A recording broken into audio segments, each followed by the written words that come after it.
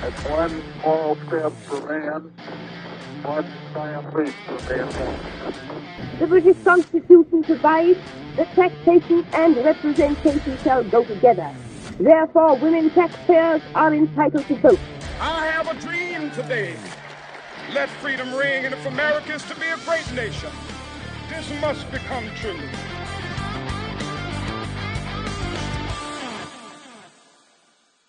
Hello. Welcome to episode 30 of the Only Human podcast. Today, the title of our podcast is Cutting Through the Fog of War.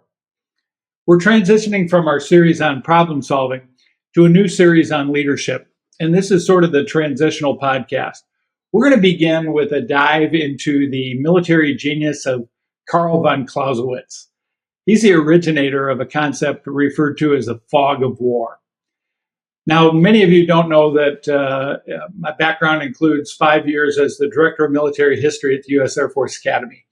And during that time, I've always been a fan of military history, but I absolutely fell in love with the science of military history, military arts and science, even picked up a master's degree in it.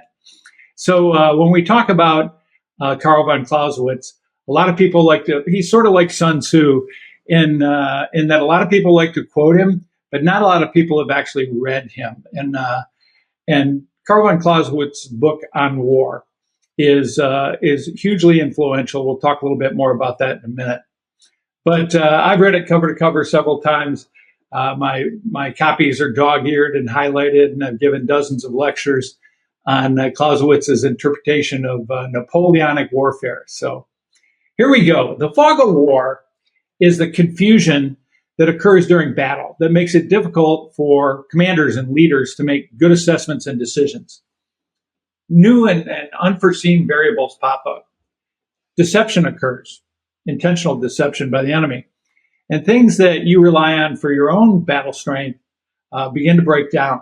It's pretty easy to make a leap to modern life in the 21st century. And that's what we're going to attempt to do here today.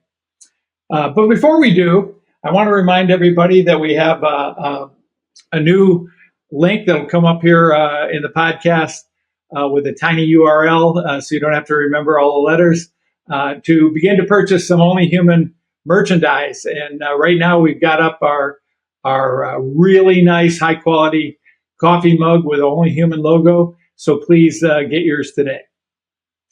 Let's kick off our discussion on the fog of war, like we often do, almost always do, with the Blue Threat Proverb of the week.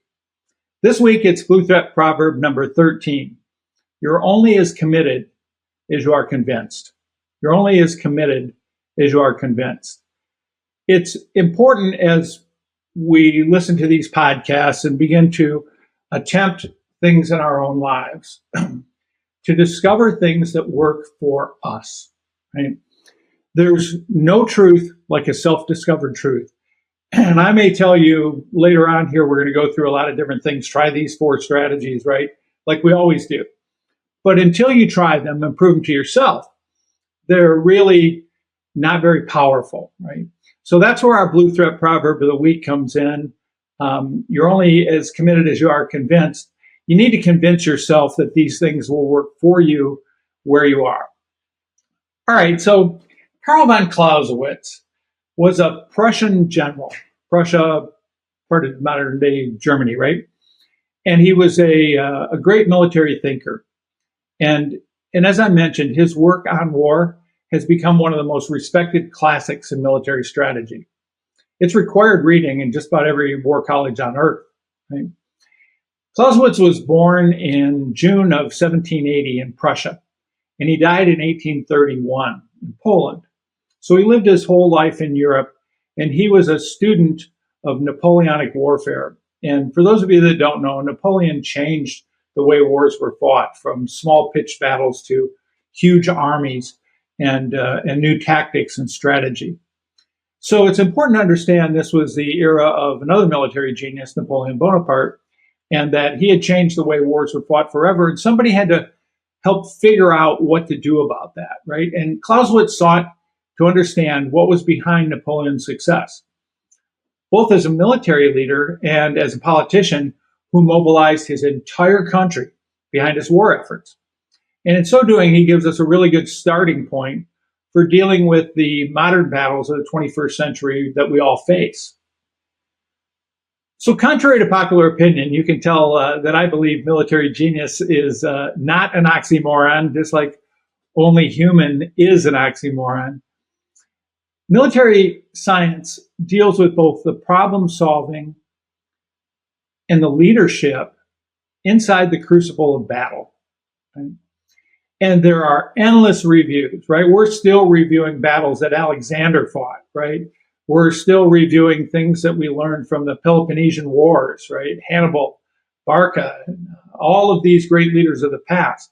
There's literally endless reviews, dozens of after-action reports on literally every decision that gets made.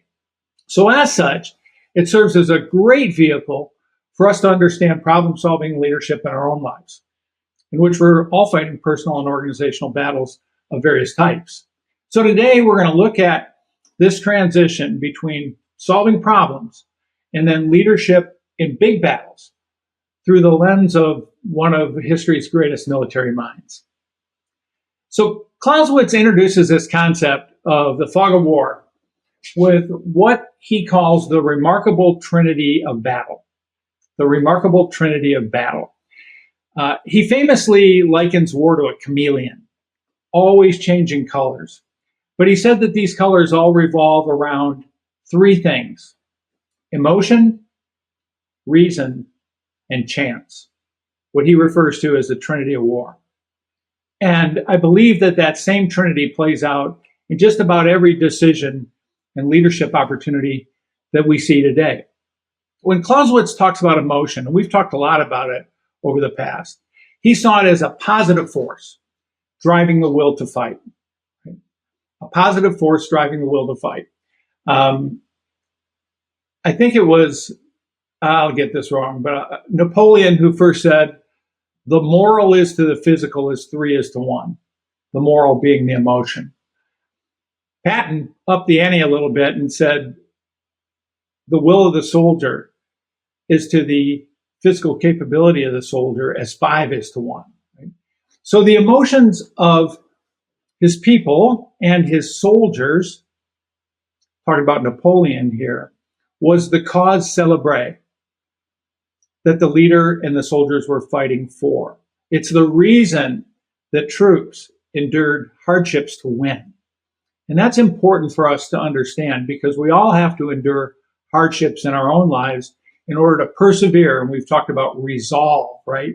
Beyond resiliency, resolve is that will to keep going, knowing you're going to come out the other side. And not only that, you're going to come out the other side smarter and more able to handle challenges of the future. So that's the emotion side. But he also looked at the leader's rational approach, right? He said the leader couldn't afford to get caught up in emotion, that he or she must leverage their own knowledge, skill, and abilities to rationally and logically guide the battle. That's why we went through all the problem-solving series before we stepped into leadership. Leaders have to build upon their ability, their knowledge on how problems are solved. And this kind of leads us to the third and most interesting element of Clausewitz's remarkable trinity of war, the role of chance and probability. And we're going to look into that in just 1 minute, right after a word from our sponsor. So, you need some IA refresher credit, huh? We've all been there. Which one are you doing this time? The one with the 4-hour video hosted by a boring nerd? Or the one with a 50-page workbook printed on cheap paper? Wait a minute. What's this? The Aviation Maintenance Never Events is a brand new approach to preventing the 7 most common and most costly accidents that happen on the hangar floor. Watch videos that demonstrate the topic, learn while staying engaged with multiple interactive sections in each lesson, and dive into case studies that explore the depth and breadth of each of the 7 never events. So visit our website or give us a call to discover the power of a program that people are calling as big a leap forward in maintainer safety and training as simulators were for pilots. Join us on our website at convergentperformance.com and click the link for e-learning to sign up for this exciting program today. So welcome back. So far we've covered 2 elements of Clausewitz's remarkable trinity of war and talked a little bit about how they apply in our own lives. we talked about emotion, how that helps the soldiers endure the hardships and provides the reason for the fight, right? And we talked about logic or rationality of the leader who has to step away from the emotion while still using it and be able to make clear-headed decisions during the battle. Speaking of coffee cups, excuse me for a minute. So now we're going to talk about chance and probability, because in life as in war, we just simply can't control all the variables. So we have to remain flexible, even fluid, as the situation changes. Now, I'm going to introduce a little model here. It's sort of a famous one in business, certainly a famous one in military history. It comes from another really smart guy, Air Force guy named Colonel John Boyd. He was a fighter pilot, and he talked about how when pilots were in dogfights, they had to do 4 things in a sequence, and it's come to be known as the OODA loop, OODA. Observe, orient, decide, and act. So the first thing of applying Clausewitz's logic and reason to tip the scales in our favor, to change the probability of success, and to reduce the probability of failure, how we manage that chance, is that little OODA loop. You have to observe what's going on clear-headedly, not get tunnel vision, not get overwhelmed by the fog of war, not being able to see too far into what's going on. Then you have to orient yourself. Okay, now that I know sort of what's going on, what can I do to prepare to act, improve my decision-making capability, and maybe even improve my visibility through this fog, right? So that's the orient piece. Then you make a decision and then you act. We're going to go over the OODA loop in great detail in the future with some metaphors on sports. That'll be real fun, but we're not going to do that today. But that model works really well when we're talking about how we adapt, right? It's not about just being willing to be flexible and fluid. It's about making the right choices as we do, ones that tip the probability of victory in our favor, right? So let's start at the beginning. I believe that the worst lie we can tell ourselves has propagated through social media as Facebook memes. It goes something like this: everything's going to be okay and you can handle it. Maybe it won't, right? We all have to work for the best possible outcome, but we also have to be prepared for the worst.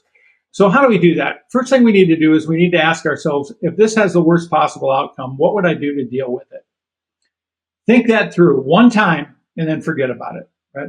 Stressing about what might or might not happen takes away valuable focus.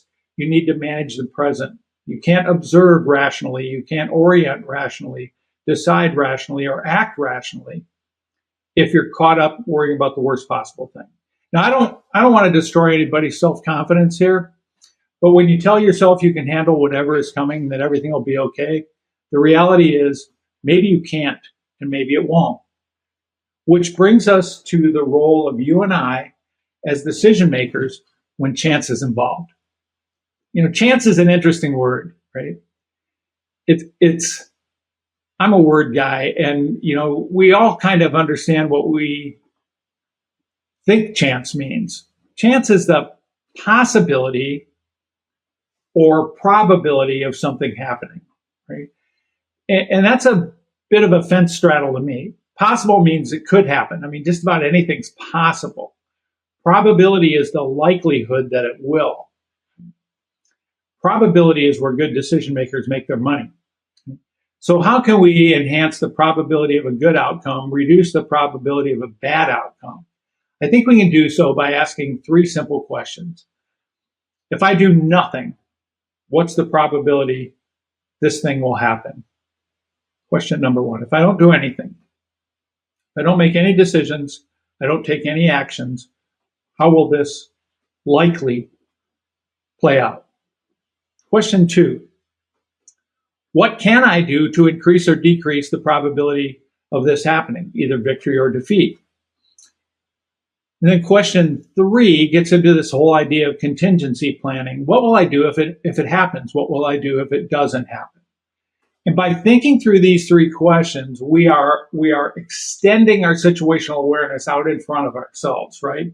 So we are one step ahead of where we would be if we didn't ask these questions of ourselves. So let's take these questions. Let's take question 2 about our ability to decrease the probability of a bad outcome. And let's use an example of something we do almost every day that is statistically the most dangerous activity any of us undertake. We live in a pretty safe world, right? And that's driving. This may seem a long ways from warfare, unless you're on the freeways in downtown San Antonio or big city, wherever you live. But the Clausewitzian principles apply here in a really big way. So let's provide a little background on it. Recently, a group of experts who've analyzed scores of studies, what's called a meta-analysis of driving risk studies, and thousands of accidents. They've given us a list of 5 of the most likely distractions that lead to accidents.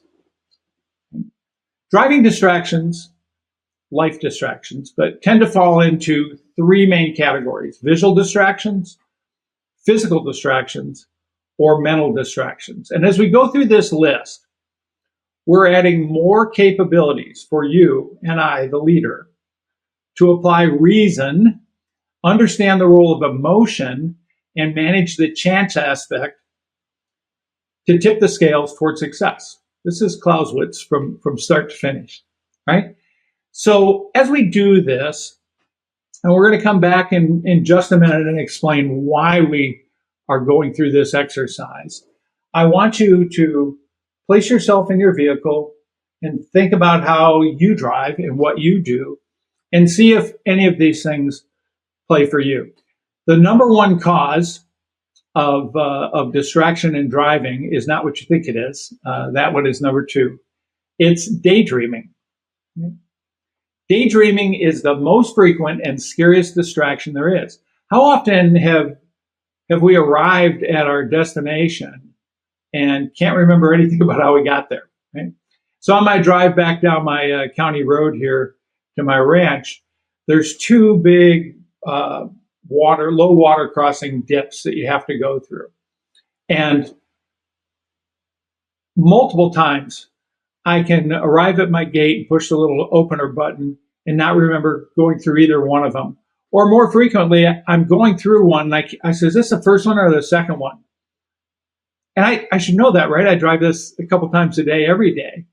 Maintaining the focus on the road and practicing attentiveness while driving can help prevent lapses in attention like this caused by daydreaming. And I've talked a few times about my perfect drive exercise where I'm always trying to find out one more little thing I can do. And by concentrating and looking for that one more improvement capability, it keeps me from daydreaming about something else, right? And I learn along the way. All right, the number 2 biggest risk for distracted driving is what you thought the number 1 was, using a cell phone. But it's using a cell phone for anything, right? Checking your cell phone while driving, it's an example of a visual distraction, but it's also an example of a cognitive or mental distraction. You might take your eyes off the road while reading that text, or to look at the GPS, or to find your favorite song in your playlist, right? They all take your eyes off the road, but they also take your mind off the road. By the way, there's a study out there that I read a couple of years ago. It came out of University of West Virginia that has a big driving safety program in it. There's a magic number on how long you can look away from the road, and it's just over 2 seconds. It's like 2.1 or 2.2 seconds. That's okay. Anything more than that dramatically increases your risk. So 2 seconds. Next time you look away, just count to yourself and see how long it's taking you to read that text, or select that song, or change some aspect of your cell phone's mode so that you can do whatever it is you want to do. So that's number 2, doing anything with your cell phone. Number 3 is real interesting to me. because this is the one that gets me the most. Looking at something outside your vehicle for too long. Okay? Staying focused on driving means you can scan lots of things, right? We're taught that. We ought to be looking in the rearview mirror and our side mirror and keeping our eyes out front. But when we add things to that, right? When we add things outside that are interesting, maybe it's a billboard or an animal on the side of the road or something like that, looking outside your vehicle for too long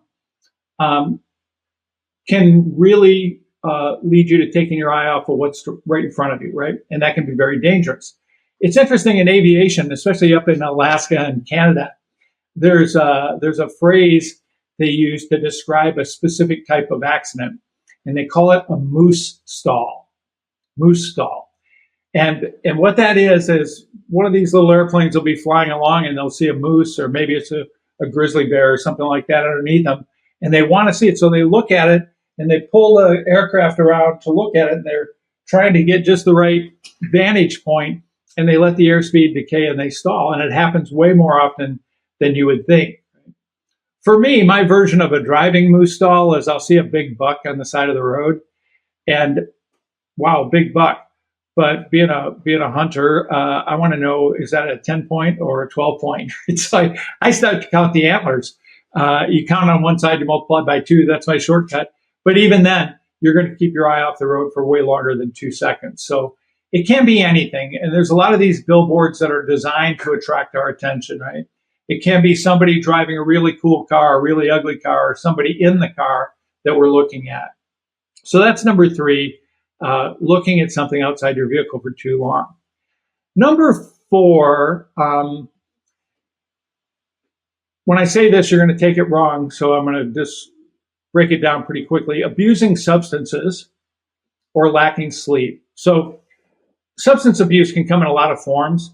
For most of us, it's not driving drunk or after smoking some high THC pot or something like that. It's the use of some allergy or sleep medication or anything that can leave us feeling foggy, right?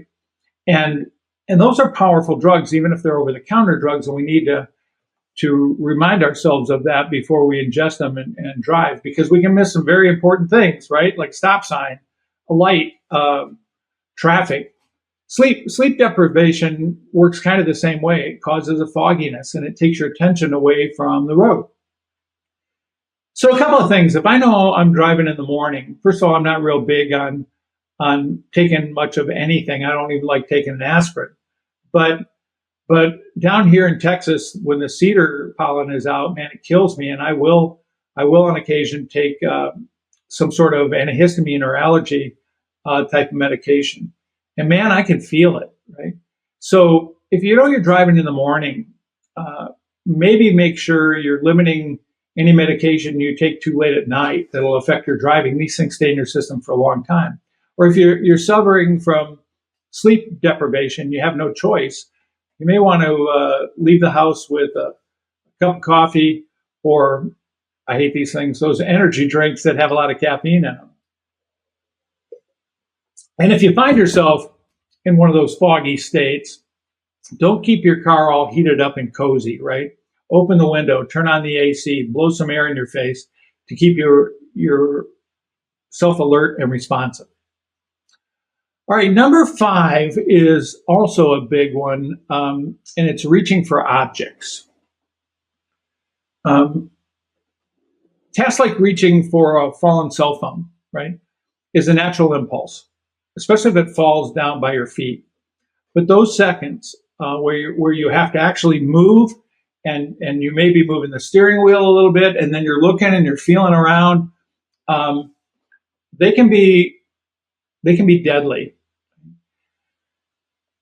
It's a good idea, if something falls, to leave it there until the next stoplight, or maybe even pull off the side of the road to get it. And then the other thing is, before driving, think about everything you might need and place it close to you, right? If you need that bottle of water, make sure it's in the bottle holder. If you're going to need your backpack or your purse for something to grab, I don't know what, chapstick or something like that else out of it, make sure you've got all that stuff easily within reach and you know where it is, so you don't have to go searching around. Right? When you take your attention away from the road, like I said, for anything more than 2 seconds, it's a big, big risk. So those are the top 5. Why do we do that? Talking about war and Clausewitz. Because managing chance and probability in our lives, it involves understanding and adjusting how we approach risk and uncertainty. And anything we can do in advance to know what those risks are, right, is going to give us better clarity to see through that fog, right? And this involves everything from daily decisions on how we drive to work to long-term planning in our lives. So I've got a few strategic, specific things to consider.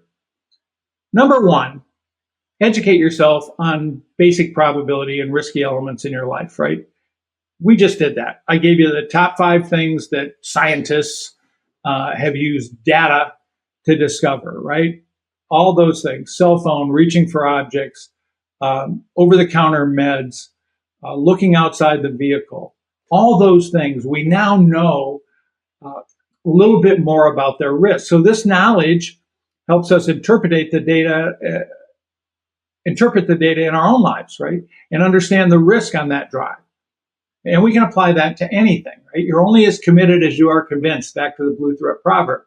And then we can make decisions that are more likely, there's that probability word, to lead to favorable outcomes, and more likely to avoid unfavorable outcomes. So that's the exercise we just did. Number 2 is risk assessment. So regularly assess the risks in various areas of your life, right? Health risks, finance risks, career risks, relationship risks. Identifying potential risk allows us to take steps before they become alive and present in our lives. A classic example is, how well insured are you? Purchasing insurance is a common method to manage financial risks related to health, property, and other areas. So that's number 2. The third strategy is contingency planning, right? We talked a little bit about this during problem solving, to always have a backup plan. Since we were on driving, I think everybody needs to know how to change a tire, right? I think we all should work on having an emergency fund or an alternative career path in mind. Because when we're anticipating that things could go wrong, we're better prepared, and it cushions the blow if that original plan doesn't work out. And that happens all the time. And then the last thing that ties back into Clausewitz's remarkable trinity is something we've also talked about before: emotional intelligence, right? We need emotion to be committed, but we need to be able to step outside of that. So often the risk and probabilities we face are affected by our emotional responses. There's another Blue Threat proverb out there that we'll use in a future episode, quote from Viktor Frankl. And he says, you have to own the decision space between stimulus and response, right? So, man, we could eliminate road rage accidents if we could just not get so angry when that guy cut us off or flipped us off or whatever he or she did, and respond immediately, right? So own that decision space. Part of the emotional intelligence is recognize when emotion begins to take over and counteract it. So those 4 things are some strategies we can use to help us better manage risk and increase the probability of success in our lives. And by implementing these, we can manage uncertainty, and we can increase our chances of achieving good things and avoiding bad things across all aspects of our lives, right? As the great Prussian general advises, we have to keep our emotions under control, apply what we know, and continuously improve our odds of victory. So look, I've dumbed this down a whole lot. Risk management is a science, but it's one that we apply every day without the scientific knowledge to do it, right? And that's often to our detriment. We have to understand a couple of things about risk management It's not something that's universally applied in the same way, in the same situation all the time. It has to be approached through the lens of our uniqueness, right? We're all different. We are all wondrously different. And next time, we're going to look at how we're all different with regards to what I refer to as a personal risk threshold, the point where we start feeling uncomfortable about what's going on. We're going to look at the difference between natural risk takers, learned risk takers, naturally cautious people, and the scariest of all, cultural risk takers who say everybody else is doing it, it must be safe, right, for me. So tune in next week to find out exactly where your personal risk threshold is and what it means for you increasing the probability of successful outcomes in your life.